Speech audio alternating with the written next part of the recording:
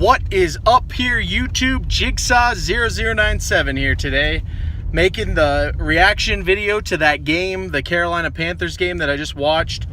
I'm not super pumped about the win. I'm super glad that we got the win, but oh man, that was a really stressful game to watch, guys. The refs just kept screwing that one up, and the holding, what was it? The pass interference call on Jalen Mills when Roddy McLeod intercepted Cam Newton was what really pissed me off. Like, that was when I started to just go on full tilt, really, with the game, because the refs were almost giving him the game, and I was just thinking in my head, if we lose a game because of this, I mean, that's just such a bad... Like, I can take a fair loss. I can take it when a team outplays me, but when the refs are giving them calls like that, it just ruins the fun of the game. And then you had Cam Newton, who flopped, and they still gave it a rough at the passer. There was a whole bunch of things, but luckily, even with all of the help that the Panthers had from the refs, they still came away with that L. So I'll take that. The Eagles have improved to 5-1.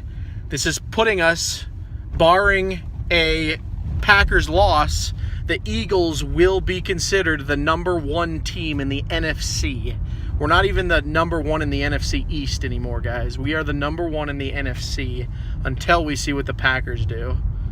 But I think that'll still say that we're in the lead. It's just we'll be tied for the lead. So yeah, some takeaways from this game. Our defense looked freaking brilliant, guys. It was amazing to watch them go out there and just grind. Even with the loss of Jordan Hicks midway through the game, which I really sad to see that happen. And also, I loved the fact that Fletcher Cox just played. I mean, everyone was saying that Fletcher Cox wasn't going to play. He wasn't going to play. They were just bringing him in for gamesmanship.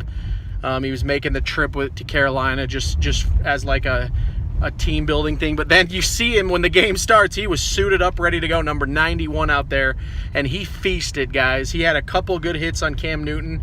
The first interception by Cam Newton was because of Fletcher Cox. He tipped the ball off, and that allowed Rasul Douglas to make the play, so it was amazing. Rasul Douglas, too, he's not getting enough credit. I mean, him and Jalen Mills, they're both rookies, and they're playing out of their minds, really. I mean, they make rookie mistakes, obviously, but Jalen Mills, man, I think twice in this game the refs got all over him for pass interference when it just wasn't pass interference. I'm sorry. You watch the plays, and he did not PI. I mean, that may be up to debate, but it's like, I just saw him in replay, and it's not a PI, especially that one when Roddy McLeod picked it off. That was clearly not a PI, so the refs screwed that one up. And then there were several plays where Carson Wentz was getting his ass kicked, and they never once called roughing the passer on that one. So, I mean, this whole game was just ruined by the refs. I mean, it was still great to see. The biggest thing that I love seeing was our defense sticking in there and fighting against the adversity that the refs, because we didn't just play the Panthers this week, guys. We played two teams. We played the refs and we played the Panthers, and the Eagles came away with that W, even though they were getting double teamed. So I'll take that. And then, so yeah, the defense played out of their minds. The offense now, I'm going to get to that section real quick. The offense left a lot to be desired. I mean, they did score 3 touchdowns, but it was off of the interceptions. I mean, I think we ended the night with like 3 or 4 interceptions. It was insane. And so the offense, they could have been a little more consistent, and really it came down to 2 things. Doug Peterson's play calling went away from the run a little bit too early. Like I said, you got LeGarrette Blount. You got to use him more. Every time he used LeGarrette Blount, we gained it like 4 or 6 yards. But then he would switch it up, and he'd put like Kenyon Barner or freaking Corey Clement in there, and then he would get nothing. So his play calling was inconsistent. It was very conservative, which concerned me. He wasn't attacking enough. But then he tried to throw the ball, which I can't blame Doug for that, because Carson Wentz, I saw him overthrow at least 4 times. Alshon Jeffrey got overthrew, and that was another one. There was one pass that Carson Wentz made to Jeffrey, but Jeffrey was getting PI'd and they didn't call it. The guy had his arm wrapped around Jeffrey's. Otherwise, Jeffrey would have made that play. So So there was that. But overall, Wentz was making the same mistakes I've seen him. His throwing motion, guys, he really needs to mature that. He has this windup that just doesn't look that good going forward, because he basically throws the ball like Blake Bortles, you know, like he just is. He has this windup where it's like he's overthrowing guys that he shouldn't be overthrowing. I mean, he had some great plays too. That he was just kind of inconsistent. So those are the two struggles. Is Doug Peterson and Carson Wentz really need to figure this out. I mean, they've got all the weapons they could ever need. Even with Lane Johnson gone, I mean, the Eagles did look pretty dominant. I mean, there was a lot of plays where Wentz was getting pressured, and that was usually in the beginning of the game. The free safety / cornerback or whoever the Panthers would play were able to get to Carson Wentz, and that was just because of the lack of Lane Johnson's athleticism. I saw them using Brent Selleck and LeGarrette Blount on some plays to block. So there was that.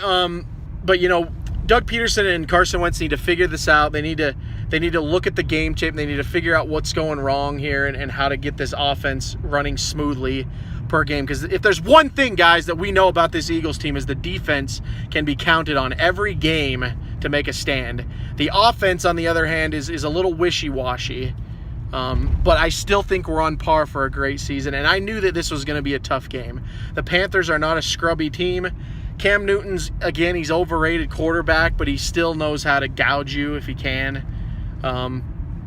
But I still think that Cam Newton is one of the most severely overrated in the league, because you saw it tonight. I mean, 4 interceptions. There's no way you're winning that game, even with the refs' help. So yeah, the Eagles going forward, we got a nice 11-day stretch now with no games. We got no game on Sunday.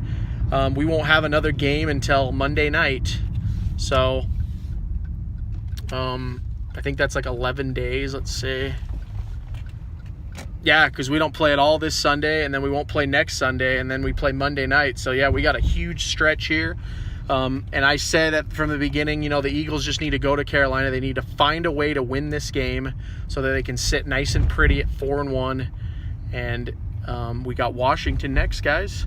So the Eagles have the next 3 home games, Washington to start, and we can pretty much sweep the Redskins and take care of that business right from the start. But anyway, guys, that's my opinions on the Carolina Panthers game. What did you guys think about it? Were you happy with the result? I mean, obviously we won, so I'm very happy about that. But how did you feel about the team overall as a whole operating, and mainly Doug Peterson and Carson Wentz's questionable? Some of their plays were questionable, we'll just put it that way. But then also, you know, the refs, they were screwing us over from the beginning. So anyway, guys, that is the video. And if you like this video, I'm going to be doing more Eagles videos in the future. And you can like this video and subscribe to the channel if you want to see more. But anyway, this is Jigsaw0097. I will talk to you guys all later. E-A-G-L-E-S, Eagles!